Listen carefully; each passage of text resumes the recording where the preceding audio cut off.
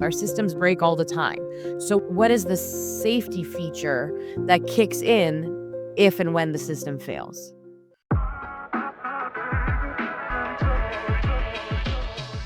Hey, squirrels! Welcome to ADHD, where ADHD isn't some clinical diagnosis, it's just life.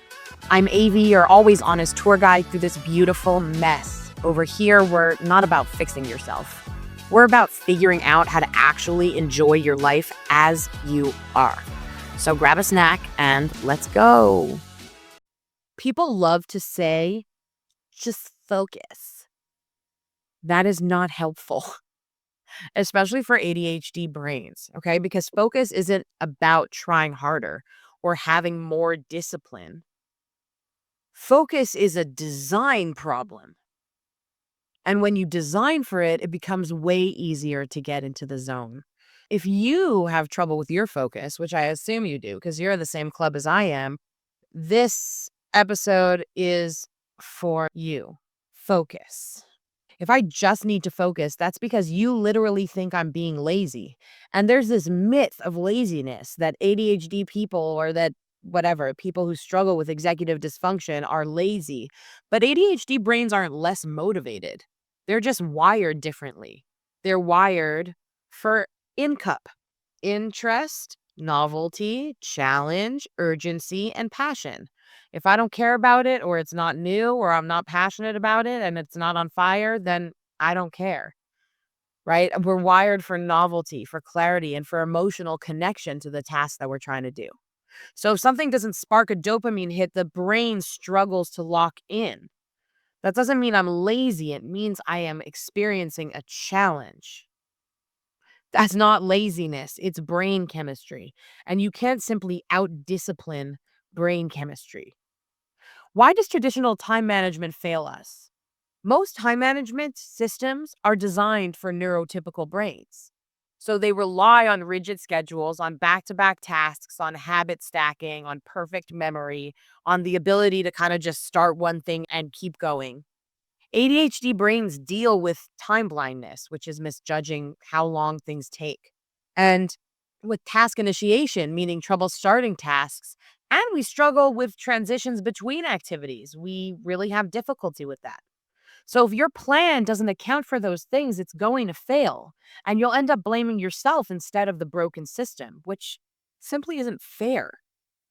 So, how do we focus? There are three design levers for focus. Okay, so there's your environment. First of all, you want to remove as many distractions as possible and make the right cues visible. Because if you can't see it, it might as well not exist. So that's number one. Change your environment. Number two is systems. Build systems that don't depend on you remembering things. Use automation or checklists or visual boards, or I use members of my family a lot so that the structure holds the details for you. And number three is energy matching, right? So do high focus work during your high energy hours and save your low energy tasks for when your brain power dips. So that means you really need to get to know yourself and your rhythm a little bit to really design properly for your own maximum focus. We really want to design for something instead of forcing our way into focus. So, the first thing to do is to anchor your non negotiables. There are certain things that absolutely have to happen at a set time. We call them hard anchors. Then you can build flexible time blocks for everything else so you can move things around without stress. You always need to have a built in buffer and like an escape hatch, which is a quick pivot plan for when your day inevitably gets interrupted or derailed, because it happens. Our systems break all the time. So, what is the safety feature that kicks in if and when the system fails? I'm constantly implementing my own systems and coming up with new things and putting them together. And I once made the perfect grocery list. It was color coded and it was organized by aisle. It was broken down by meals. I even knew what I was cooking each day. And then I got to the store and I realized the list was at home.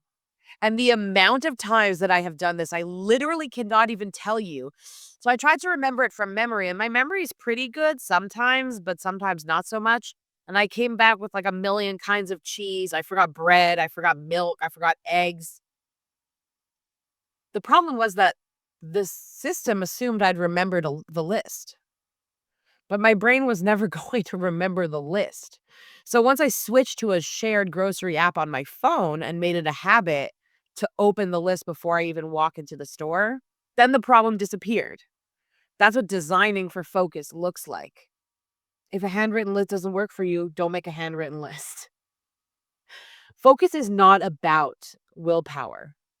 It's about building a structure that filters out chaos before the chaos reaches your brain, right? Because focus is filtering out chaos using systems. Your challenge is to design one thing in your work or home setup today that makes the right task the easiest one to start. For me, what that looks like is leaving open on my screen what I need to be working on first thing the next day. Your brain isn't broken, my love. Your system just needs an upgrade. So put in the work and be kind to yourself. I love you so much, squirrels. You can do this. You just need the right system for you.